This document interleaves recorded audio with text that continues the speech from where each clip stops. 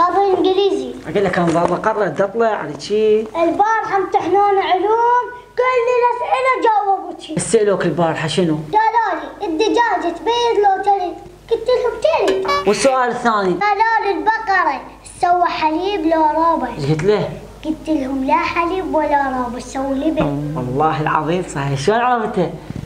هم مو جابوا لنا كاسه رابع؟ صح.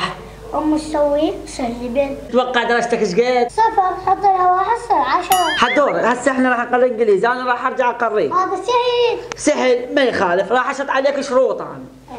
اقرا واحفظ زين يا ماي العيون، من الاي لحد الزد 26. لو ما حفظت اليوم صدقني ما تهون. بعيونك يخلي تراب وبالحلق صابون. انا راضي.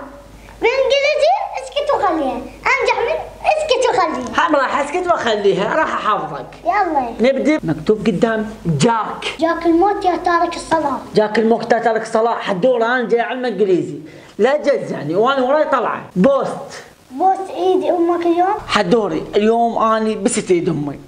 اترجاك خلنا اقريك لان وراي طلعه. سوت وجوه، الله يسوي وجوه. الله يسود وجهك ويسود وجهي. العقوبة راح اسويها فيك. هسه نبدي بعد هبني. هاو ار يو. محسن طق اخوك. طق اخوه. رودي؟ لا بعدين. او ماي جود، ايش بيك؟ دوخت راسي. صار امتحان اليوم عندك اساسي؟ ما ينحفظ في الذنوب والحفظ قاسي. شيء بالشعر الايد والشعر راسي. عليك وتحياتي، لازم اعمل لك تمثال.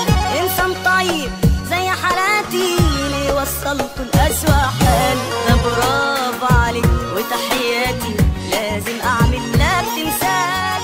انسان طيب. ان شاء الله عجبكم الفيديو وضغطوا الاشتراك بالقناه.